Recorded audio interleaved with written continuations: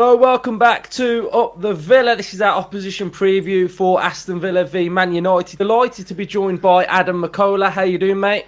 I'm good, brother. How you doing, man? You all right? Yeah, really good, mate. So we're going to get the lowdown on Man United. I imagine there's a lot to talk about. So, how are you feeling as a fan first? um, I'm. You know me. Obviously, we be on the overlap together, and I'm eternal optimist. I always try and look on the bright side. Always try and think, you know, something good can come out of it. But watching the game against Spurs, it did feel like the end of the road kind of thing. At that time, it felt like it's got so bad. I don't see a way back for him, and that's still how I feel. Like as we speak, I'm not sure when this is going out. We've got Porto coming up before the Villa game. Porto away, which should be an easy game for us. Should be a game that we should be winning in the Europa League. But you look at the form that we're in, the way we're playing, you don't feel confident about that one. And then going to Villa, I think, who are one of the best teams in the league. I think they're probably going to get top four again. And I think you look at Unai Emery as, after Pep Guardiola, the best manager in the league. And I think it could be a difficult game for us on the weekend. Obviously, we won there last season, which was a good result for us. But I really, unless some of the players pull it out of the bag and put a performance in, I really can't see it happening, to be Yeah, totally honest with you. So then it just feels like it's an international break after that game, isn't it? yeah, After Villa on, and then I wouldn't be surprised if he's gone by then. Like yeah. that's how it feels at the moment. Yeah. I mean, you have got a very good record against Villa, so I mean, you've got that Don't I going know for it? you in a way. Well, don't I know it as well, mate? Because every time we play well, we always lose. I mean, even last season with McTominay, like you Yeah, just it was. find a way against us. It is. I mean, obviously, like as people could probably tell, I'm from Birmingham. Do you know what I mean? I'm from the local area, so I've been going to United games since I was a kid. Like my dad took me. That's why I support United, because of who my dad took me to see when I was a kid. But I lived in Les Halles when I was a kid, so I wasn't too far from Villa Park. Could always walk down, and we used to walk down sometimes and go into the games. And they used to let people out after 75 minutes and stuff. And obviously, as a result, I used to get a lot of tickets in the home end for United games. I don't think I could do that now. But yeah, I went to see a fair few, and then as time went on and we got more, we got more regularly going at Old Trafford and with Manchester United. We got games in the away end. I remember seeing Scholesy spanking that volley in there, like the FA Cup semi-final, which was against Arsenal, but at Villa Park. Like there was so many amazing games that we've had at Villa Park. Not just because I'm from Birmingham, but it does feel like a second home sometimes. Yeah, it's nice to hear. To be fair, so touching on the manager, then, like in the summer there was this sort of like talk of you guys looking at other options, and that period after the FA Cup. Are you somewhat surprised that he's not sort of felt like this was his sort of last chance, and he'd got a lot to sort of offer this season, and it feels like it's just reverting back to what happened last season? Yeah, I mean, I've always kind of backed him because I felt last season was a difficult one. We had a lot of injuries. I know everyone has injuries, but last season our team was shot to bits with injuries. I remember at times we had Willie Kumbuala, who just come through the academy, and wasn't really ready for the first team, and we had like Johnny Evans playing at centre back, and it obviously wasn't ideal, and it didn't set us up well. And I thought, give him a chance in the summer to get a few signings in, get this new football team or whoever they are in place above him, and let's see what he can do. And it just feels like, look, I think some of the first fixtures, like I sound mental saying this, like I thought the Crystal Palace game, although we drew, I thought we played well. I thought there were signs there. I thought against Liverpool, first 45 minutes, well, first 30 minutes, I thought we played well, and then we two individual errors, and we give the ball away. And we've been creating a lot more chances this year, which was a criticism of last season. And we've been conceding less chances, which was obviously a big criticism of last season. But you've got to get results. And when you've got pretty much a full squad of players, a lot of them that you've decided to bring into the club, the only real big miss for us is Luke Shaw, who is obviously a miss. But I think Diogo Dalot and Mazraoui are decent like deputies. You've got to start getting results. And the game against Spurs, it felt you know them games when your managers or your season's over at the end of the season and there's nothing to play for and you just turn up and you just get absolutely dicked by a team that has got something to play for. Like, that's how it felt. But it's September. Like, it's the start of the season. So it just felt like maybe the players weren't really playing for him, or maybe something had gone wrong. Maybe he just got his tactics massively wrong. I don't know. But even then, that's alarming. You've been in the Premier League for a while now. You know how Spurs play. He was talking about the other day, like how much he watched FC20 because he was a fan of theirs. And then we played them, and it was like he'd never seen them play in his life. Like, it was one of them things where it was like, what's going on here? So I am starting to think, like, what the hell is going on? Like, is he up to the task? Because there's been many coaches and many great managers that have failed in the job since Fergie. It doesn't mean he's a bad coach, but it's just gone horribly wrong at the moment. I hope he turns it around. I like I say, I like to be an optimist and I like to hope for the best, and I want him to turn it. I hate to see managers sacked all the time. It gets a bit boring, do you know what I mean? And then you've got these people that kind of make it their whole personality to get a manager sacked and stuff. I hate that kind of rigmarole and palaver of just constant cycles of it, but it feels like the writing's on the wall.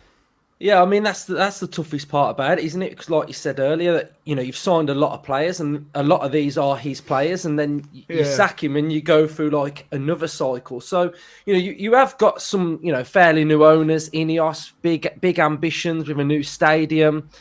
They're yet to bring in their man. You know what I mean? Like, even every new ownership that you have in football, they always bring in their man, don't they? And they're yet to do that. So how do you feel? What are they sitting on at the minute? Like, are they worried about sacking him, or do you think there's an option out there?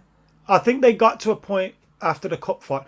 Like, I got to the cup final, and before a ball was kicked in the cup final, I said I want to see Ten Hag stay, regardless of the result of this game. But I also felt that if the board wanted to get rid of him, they shouldn't be basing it on the back of a 90-minute game, because it's like when people go, all right, he's got 2 games to save himself this week. All right, so if we somehow grab a draw against Villa and beat Porto, does that mean everything's rosy again? It doesn't, does it? So I kind of hate that.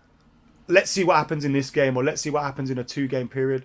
But I did think he should have stayed. And I do think after the cup final, when we won, there was a kind of a swell of support for him. And I think maybe they did kind of bottle it. There was no real standout maybe to them in the interviews. There was talk about Gareth Southgate. I didn't really want to see that go anywhere. I don't rate him at all. And I was glad to see David Ornstein come out and say there was nothing connected him to the club. But there are still some good, like Thomas Tuchel's still out there. I believe we spoke to him. We've been linked with Thomas Frank before. I believe they spoke to him last time around. So you never know. But there are, just because there isn't a standout candidate to replace someone, it doesn't mean someone can't be sacked. You know what I mean? Like, you can be sacked. And looming large in the dugout is Ruud van Nistelrooy. Tra-la-la-la-la. Do you know what I mean? Like, he is there, and he has, whilst he's only had a season of managerial experience, he could be someone to kind of just settle things down, get the fans on side, because we absolutely adore him. Although I'm sure if after a week or 2 of him not winning the game, the trolls will be out on Twitter calling him a PE teacher and stuff. But who got him? Who employed him? Was it Ten Hag or was it Ineos? It did feel like Ten Hag had a big say, because we brought in 2 Dutch fellas, which was Rene Hack and Ruud van Nistelrooy. So it did feel like maybe, but it could, because Benny McCarthy left, who was a part of the coaching staff, and then obviously Steve McLaren went to Jamaica. So there was obviously a vacancy. I don't think it was something that was forced upon him. I think he kind of maybe chose it. But I did think at the time, I could see a world where Ruud van Nistelrooy is our manager, and it's starting to loom large. One of the things that kills him, I seen an interesting stat which you'll like, because it involves Villa as well. Like, when Ten Hag got the job, he got the job 3 months before Unai Emery became Villa manager, and Villa were 18th. When Emery came in 3 months after Ten Hag, and whilst you can argue, the squad Ten Hag took over or whatever wasn't great, which is true, Villa's squad wasn't great. Steven Gerrard had them near the relegation zone, And whilst there's a few players that are still there, you know, you did need to change a lot, and United have invested a lot, and I think that is quite damning to see that a manager can come in to a club that isn't as expected to get Champions League football, and then they get Champions League football whilst you're still fannying about and you can't get a performance at home against Spurs. I don't think that looks good at all, does it? No, I mean, yeah, I mean, your recruitment again. It does to me. It does point to the manager a little bit. You've touched on Villa and sort of like we've been sort of building this project and trying to have an end goal of sustained Champions League. And then I look at some of your signings like Agate, and you made this great point. I saw a clip of yours talking about Casemiro and Agate, about sort of like, is Casemiro like a bad player, or is it sort of like the system sort of thing? So surely that's down to a bit of the manager, because you do seem to be sort of like signing good players like De Ligt, Agate, you know, Xerxes looks really good. Like these players actually look pretty good. And I just wonder why they still sort of like fall into that same pattern of last season. It's true. It's so true. I was saying the same with the lad. Like, I look at the squad and I go, all right, we're not perfect, and there's still some players that are very raw and they've still got to develop. The likes of, you know, Xerxes, Garnacho, Amad Diallo, but we've still got a very good squad there. Like that back line, I think De Ligt and Lisandro Martinez, two standout centre backs. I think they can do really well together. You got Lenny Yoro, who's obviously injured but coming through. Maguire's our fourth choice. I don't rate Maguire, but if he's your fourth choice, you must be doing all right. Do you know what I mean? Like, it can't be going too bad for you. Then you look at, we've had an issue at left back, granted, with Luke Shaw and Malacia being constantly injured, but Mazraoui and Dalot aren't bad options. Like, I think Mazraoui's really good, especially considering we've got 13 million. And then you look at the midfield, you've got a selection of Kobbie Mainoo, Casemiro, Ugarte, you know, Bruno Fernandes, Christian Eriksen, who albeit aging a little bit, Toby Collier, who's coming through. You've got options there to create a midfield that isn't so open, that can control games of football, that can dominate teams. So, yeah, I do think there's a really good squad of players there. Whilst, yeah, you can improve in certain spots. Maybe you need a bit of experience in the front line. Maybe you need a bit of a controller, a younger Christian Eriksen. But it's a really good squad, and that squad should be scoring more goals, playing better football, and not letting teams come to Old Trafford and dominate us. And that's one of the worrying things. Yeah, I mean, within sort of like the football world, I don't think there's many fan bases that feel sorry for Man United, because we've all lived through the 90s and 2000s with Fergie. We've all had the late goals going against us. But obviously, you're a fan that's grew up watching Man United in that way. What do you think it's got to take for sort of like for you to get back to winning Premier League titles, winning Champions Leagues? Because you've been through like so many like good managers as well, that it just feels like you've gone down a young sort of up and coming tactical guy from sort of where he's come from. Where do you think you've got to sort of build on? Look, I think you've got that new structure there, which hopefully helps massively, especially going forward in terms of recruitment. I think our recruitment for 10 years was just scattergun. We were recruiting managers that didn't really... Like, if you looked at the managers recruited, none of them had anything in common with the last guy. There was no, like, joined up thinking in the management selection. And as a result, when we were signing players, there was no joined up thinking in that either, because we left it up to Ed Woodward to make a lot of the signings, and he was an accountant doing a director of football job. He didn't know what he was doing. So you're bringing in all these different players for all these different managers, and then every time a new manager or a second, like the second guy comes in, you're like, this squad's not good enough. So recruitment needs to improve. I think when you look at this summer, I think it has clearly improved. Obviously, you have to take a bigger sample size to see where they're going. And then I just think, sometimes I think you need a little bit of luck, you know. I think there's been a few managers who have been on the verge of... Jose got a second, and then the board went and got him Diogo Dalot, Fred, and Lee Grant in the summer. Like, I don't... Like, that's a bad transfer window for Luton or something. Like, that's a bad transfer window, especially when you finish second and now you want to go and try and get Man City. And I feel he cracked, like his head went then. Like Ole Gunnar Solskjaer, I think David De Gea saves a penalty against Villarreal or scores his penalty. He wins a trophy. I think you go into that season again, and it's so. I think there are times where you need a little bit of luck, but also I think a manager kind of just needs to be able to stand up above, because there's a lot of pressure, man. And I think you see that pressure get to managers sometimes where, you know, the spotlight's relentless. Obviously, the spotlight's relentless for every Premier League manager, but Manchester United, it feels like it's more so. There's always a story. There's always, you know, a little bit of negativity being pulled out of somewhere if you're not. And I think the pressure can kill people sometimes. Like Van Gaal, I remember Van Gaal. He came in. We played against Leicester. We were beating them 3-1. Played some of the best football we've played since Fergie left. Like the football, we had Falcao, Van Persie, Rooney, Di Maria running the show. And then they come back into that game and beat us 5-3.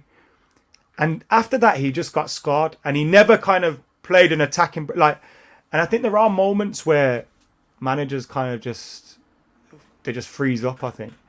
And you need someone to just kind of stand above the pressure and continue to be themselves. And maybe Ten Hag could have been the right guy if he was brought in with this new guy, with these new guys in, and didn't have the, you know, the last 2 years of crap behind us. But it looks like he's going to need to do a lot to turn it around. I don't know is the answer. I mean, if I knew the answer, I'd be sat on the board. It's just a mess, isn't it?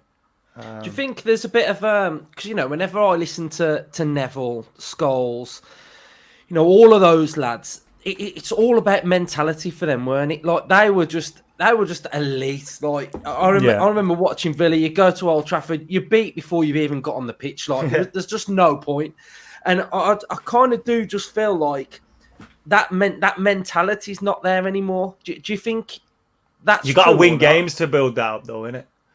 You have to win games to build that up. I think teams come to Old Trafford now and they know that actually we can get out of these. So that appearance of Manchester United that we used to have in the tunnel against teams, you know, that probably went after a year or two of not do. You have to continue to do well, like and win games to kind of have that. Otherwise, you get situations like where FC 20 rock up and think they can beat you and look like they can beat you. You know what I mean? So, and I think you look at it in the last 10 years. There's been so many teams that have got their first big result at Old Trafford. Or it's that what Fergie did was huge, and I don't think people really appreciate it. I remember in his last game at Old Trafford, my dad said to me, "Now you're going to know what it feels like to be a football fan," and I didn't. I just thought, nah, no chance. We'll win the league again next year with David Moyes. We'll be all right. And he's never been so right. He's never been so right. But I mean, we've had you say that though. I mean, to be fair, you know, Ten Hag, he's won 2 trophies. Yeah. I mean, Villa haven't won since '96. So you're like the League Cup. Some of your bad seasons, mate. I'd snap your hand off for it. I say that to a few people. Like I think it was a Newcastle fan trolling me. And I was like, if Ten Hag won 2 trophies at your team, you'd have a statue of him outside, like right now. Like it's mad. Like you do have to gain perspective sometimes and realise how lucky we have been. Like the last 10 years, whilst they've been my worst 10 years following Manchester United, that's only because I'm incredibly spoilt, and I've still seen us win 2 League Cups, 2 FA Cups, a Europa League. Like it's not been too bad. You know what I mean? Like it's just been the big ones that have been missing, and unfortunately, for Manchester United, and again, this kind of comes back to the pressure of playing for and managing Man United. Unless you win the Premier League or the Champions League, no one cares. Like it almost feels that way. Like you see people like again. I refer to Newcastle fans because they've gone mental recently. I went online and I seen a Newcastle fans talking about the FA Cup and League Cup, and they're not real trophies. What are you on about? Like, what are you on about? So you do get that narrative still that, you know, the disrespect doesn't even just come from United fans or some United fans. There's plenty that appreciate those days at Wembley, but there's even like fans of smaller clubs kind of troll managers for not winning the Premier League and Champions League when they're at United. So I do get the impression that there's a small part of Villa in your heart, I think, even if it's like 0.1%. No, my Uncle Robert supported them all my life, yeah. And used to wind me up a lot. So we used to have a little bit of a rivalry. But then, like when I was just left school, we trained a little bit at Villa Park, and then I did my coaching badges and stuff with them and that. So I don't mind Villa doing well, and I definitely don't hate them. That's for sure. So like, what are your thoughts on? I know you like Emery. So what are your thoughts on sort of like what he's done at Villa? It's nuts, you know. You know, when you look at where they were when Steven Gerrard was there and where they are now, it's just night and day. And you look at what he's done with some of it's not just been, obviously Villa have wealthy owners and they want to get in a position where they can spend big, but they haven't spent massive to get here. And you look at what he's done with the kind of likes of, I think Morgan Rogers is fantastic. I think you look at Ramsey as well. I know he had a big injury, but I thought he was incredible when he was playing week in, week out. And you look what he's done with some of those like mid-range kind of players that aren't on anyone's radar really, and been phenomenal. And then Ollie Watkins looks like a man possessed. You had I think Leon Bailey's a fantastic player. Rory trolled me when he left Bayer Leverkusen and went to Villa. I was like, he's one of the best wingers in the world. He is. And Rory was trolling the hell out of me because like when you looked at his stats when the year he left Bayer Leverkusen, there was no one near him really. Like it was incredible. So yeah, I think they've got a great team. I think you'll miss Diaby this season. I liked him. Yeah. I thought he was a good player, especially when he would come off the bench. But no, they've got a fantastic team. Pau Torres looks. I was intrigued by that one because we were linked to him so much. Pau Torres, and he looks like a real good player. So yeah, man, I think. I love when Fergie said after you lost against Newcastle, and he went, "Hey, Villa look good, don't they?" And everyone's like, "What's this old guy talking about? Like, somebody needs to put him in a care home." And he was bang on. Like, it's just nuts what he's done to the team, and that's one of the watching them sometimes does feel like a throwback to the good Premier, the Premier League winning teams back in the day. It does feel like a throwback to them. A lot of wing play. You get your strikers in the box, strong midfield. It's a good team, man. You can't. And Villa Park's bouncing now, isn't it? All the Villa shirts are out in town. Like everyone, they're loving it. It will be. The Adidas deal come through. Yeah, mate, we're in JD Sports now, mate. But yeah, it will be bad. It'll be bouncing tonight. We got Bayern Munich tonight, which mate, I'm so jealous of them. I miss those Champions League nights. They are special. Enjoy them. I mean, it's been 41 years since we've played at that level. So that was the final as well, wasn't it? When you won it. Well, we played in the year after as well because we won the European Cup. So 83. So we did win but it. You beat Bayern Munich, didn't you? Yeah, 1-0. Yeah. So do that tonight, mate. I'll be buzzing. So yeah, just finally touching on the game. Then I mean, whenever Villa play well against Man U, we always lose. So how are you feeling about it? Do you get a sense of like we always do? It's not looking good, bruv. Gonna have my Uncle Robert on the phone to me after, and I'd like to be positive and say we're going to win, but I don't think we are. I really don't think we are. But I'll say we're going to win anyway, 2-1 somehow, some way we'll do it again at Villa Park. Yeah, but you don't have McTominay to do it this time. So Bruno's playing now. I don't know if you've seen that. His red card got overturned. So I'll if I was going to put money on anyone's score for United. Probably in a 4-1 defeat, it'll be him. Or it'll probably be like 1-0, 90 plus 6, Bruno. Please. I need that, After the start, I don't think anyone would begrudge me that after the start to the season behind. I need some of that. No, I think they will. Right, so it's been great having you on, mate. Absolute legend. Pleasure, brother. So, thank you. Thank you for coming on, mate. No, nice one. Appreciate it.